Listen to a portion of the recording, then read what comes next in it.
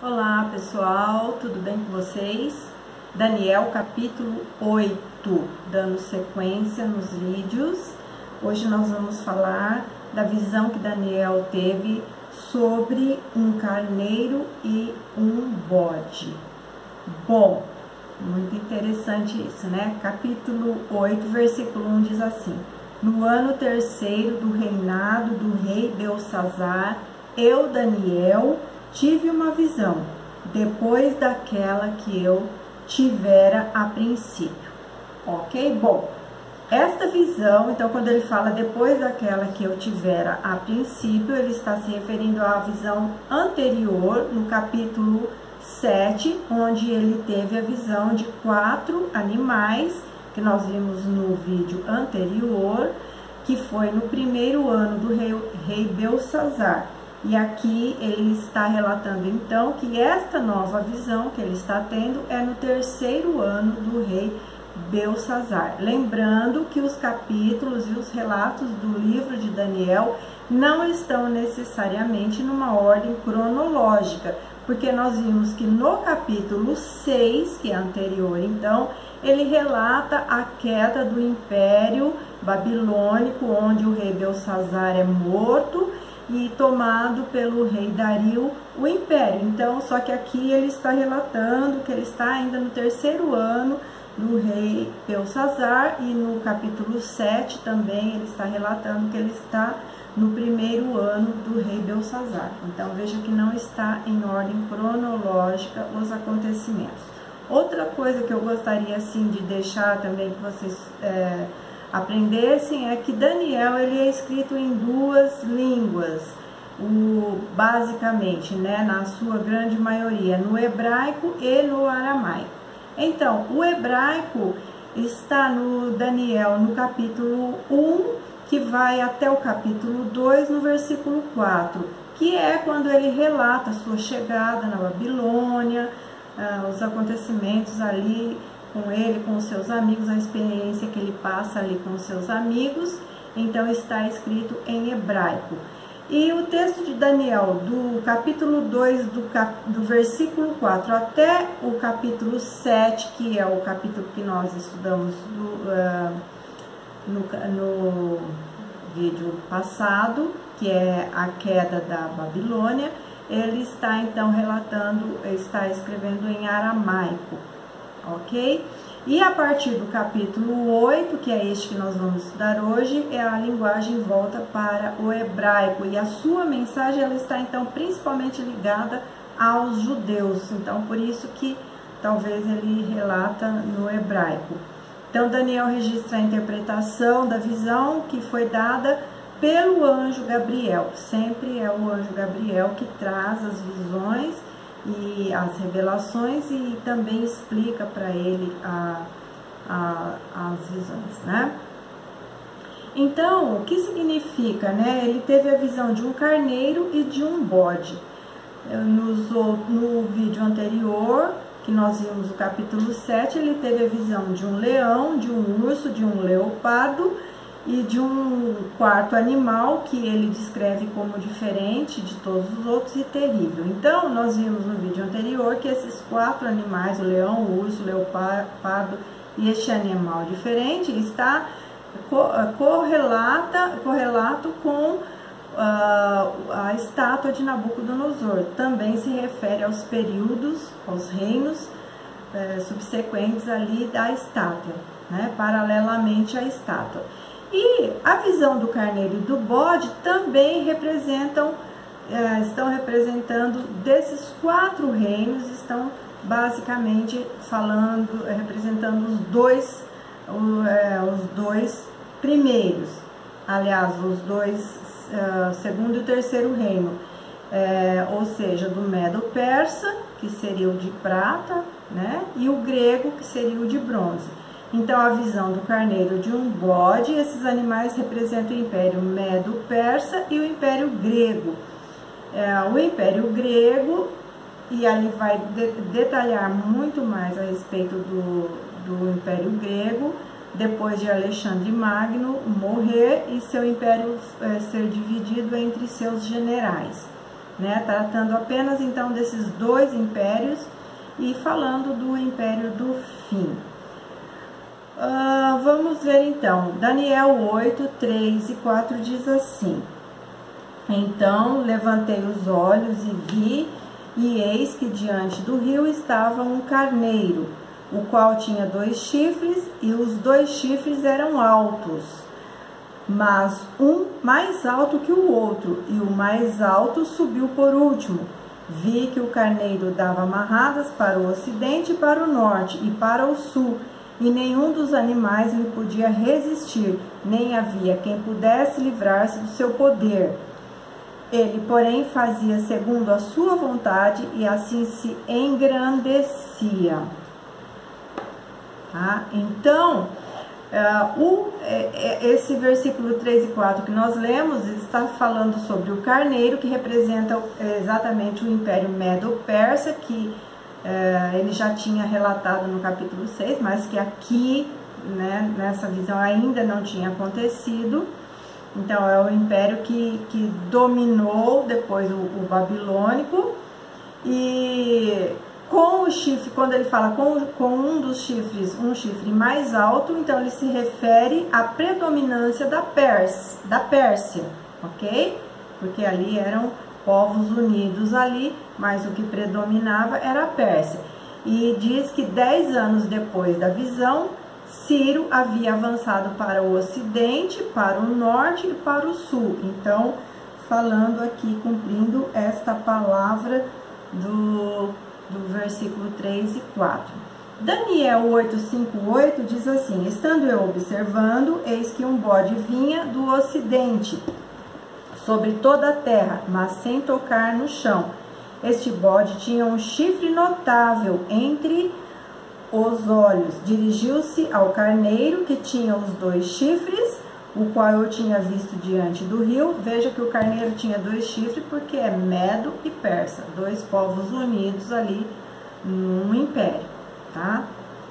Para que vocês vão entendendo as palavras. Vamos ver, tinha 2 chifres, o qual tinha visto diante do rio, e correu contra ele com todo o seu furioso poder. Viu chegar perto do carneiro e, enfurecido contra ele, o feriu e lhe quebrou os 2 chifres. Então, está falando do bode aqui agora. Pois não havia força no carneiro para lhe resistir. E o bode o lançou por terra e o pisou aos pés, e não houve quem pudesse livrar o carneiro do poder dele. O bode se engrandeceu sobremaneira, e na sua força quebrou-se-lhe o grande chifre, e em seu lugar saíram 4 chifres notáveis para os 4 ventos do céu. Então, vamos agora entender esse outro pedaço aqui, que ele está relatando então a visão do bode, tá? Então, o bode, nessa visão, representa o Império Grego, que então vem com um grande poder, o qual o carneiro não consegue resistir o seu grande poder. Quem era o imperador, o grande líder desse império foi Alexandre o Grande, ou Alexandre Magno, que nós já falamos várias vezes dele aqui, que era o seu principal soberano. Então, ele foi muito conquistador, ele conquistou todos os povos da sua época, e ele foi muito poderoso, conquistador. Em poucos anos ele conquistou tudo que ele viu pela frente.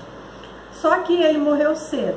Então acontece que depois da morte de Alexandre, seu império foi dividido em 4 reinos, depois de muita luta entre 4 de seus generais. Então, quando fala aqui peraí, deixa eu achar exatamente o versículo. Quebrou os 2 chifres, pois não havia força no carneiro para resistir. O bode se engrandeceu sobremaneira, e na sua força quebrou-se-lhe o grande chifre, e em seu lugar, aí fala aqui no versículo 8, saíram 4 chifres notáveis para os 4 ventos do sul. Então, significa que depois da sua morte, o seu império foi dividido, e surgem então 4 impérios, e desses no versículo 10 diz assim: e se engrandeceu até o exército dos céus, e alguns do exército e das estrelas deitou por terra e os pisou.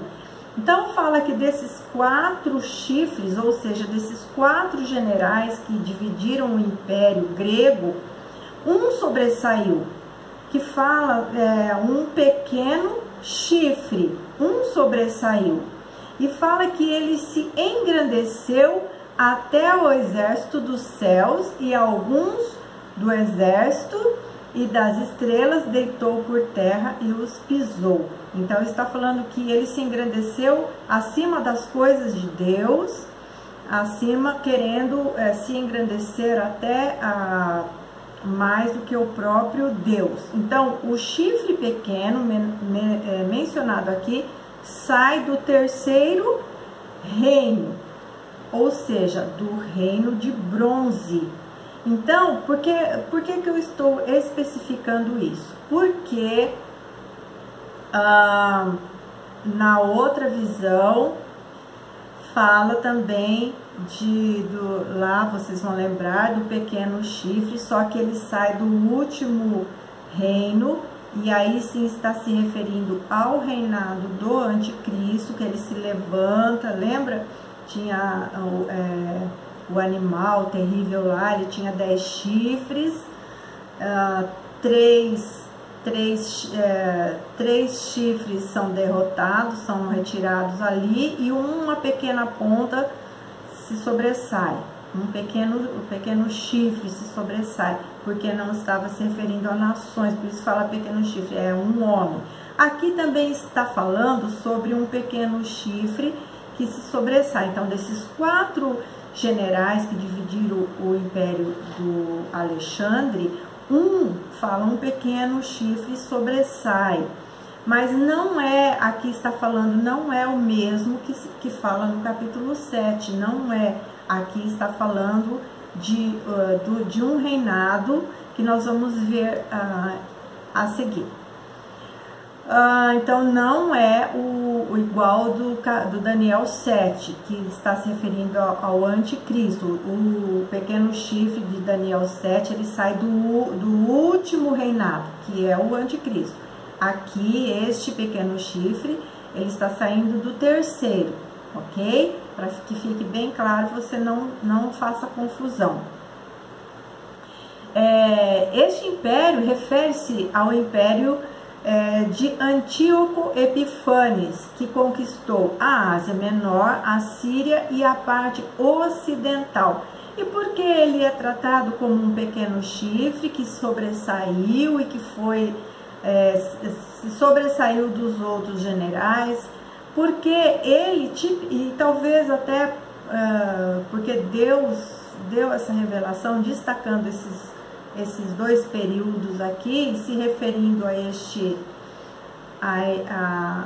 animal que é o bode, paralelamente à estátua e aos outros animais, mas dando ênfase que deste reino da Grécia surgiu esse pequeno chifre, que é de Antíoco Epifanes, porque exatamente Antíoco Epifanes, ele é um tipo do anticristo. O que ele fez na época que ele dominou, e que ele conquistou, e que ele reinou, ele fez coisas terríveis no meio do povo de Deus, e ele é considerado um tipo do anticristo, né? Assim como, por exemplo, nós podemos dizer que Hitler é um tipo do anticristo, pelas coisas abomináveis que fez contra o povo de Deus, né? Então, no versículo 11 diz: e se engrandeceu até o príncipe do exército, ou seja, ele se engrandeceu, ou ele quis se engrandecer até ao próprio Deus. Quando fala o príncipe do exército, está se referindo a Deus. E por ele foi tirado, por ele Antíoco Epifanes, né, por esse general, foi tirado o contínuo sacrifício, e o lugar do seu santuário foi lançado por terra. Ou seja, naquela época ele entrou no templo e ele profanou o templo, ele proibiu os sacrifícios que eram feitos pelo povo de Deus, as ordenanças de Deus, ele proibiu tudo, ele profanou o santuário, né? Vamos ver aqui no versículo 12: e o exército lhe foi entregue com o sacrifício contínuo por causa das transgressões, e lançou a verdade por terra, fez isso e prosperou. Então ele acabou com tudo, aquilo que era a verdade de Deus, aquilo do povo judeu, ele acabou com tudo, ele profanou o templo, né? Então vamos ver o que ele fez aqui. Essa profecia foi cumprida num período de grande conflito na Palestina, quando Antíoco Epifanes conquistou o império de Alexandre, mostrou-se brutal e impiedoso, dando a si mesmo o nome de Epifanes, que significa Deus manifesto. Então, para ressaltar, ele interrompeu os sacrifícios que eles faziam, as ofertas a Deus, sacrifícios que Deus havia ordenado no templo, e ele construiu lá no templo do Senhor um altar ao deus grego Júpiter, né? E ali ele ofereceu porcos, sacrifícios de porcos, que era um animal considerado imundo. Então ele profanou, ele fez coisas terríveis dentro do templo dos judeus, do Senhor. Ele profanou as coisas santas, ele foi terrível, abominável, foi alguém terrível. Ele proibiu a leitura das escrituras, ele proibiu a observância do sábado, a circuncisão, ele cancelou todas as coisas que o povo de Deus seguia da lei de Deus. Então, por isso e nós sabemos que o anticristo também está relatado que ele vai fazer essas coisas, né? Não dá tempo aqui de eu procurar os textos onde vai mencionar isso aqui, né? Aqui no próprio capítulo 7 de Daniel fala um pouco, né? E lá em Apocalipse também, mas não vai dar tempo, então eu vou ficar aqui no capítulo 8. Por causa de sua crueldade, então, ele é considerado a personificação do anticristo do fim dos tempos. Então ele é uma personificação, ele não é o anticristo, ele personificou naquela época que já passou, já aconteceu. Daniel, então continuando aqui, no versículo 17 diz: e veio perto de onde eu estava, quem? Gabriel, né? Aí ele está falando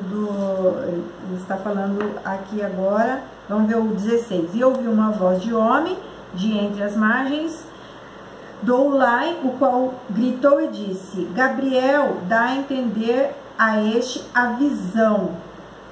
Então ele fala, e veio perto de onde eu estava, e vindo ele, fiquei assombrado e caí sobre o meu rosto, mas ele me disse: entende, filho do homem, porque esta visão será realizada no tempo do fim.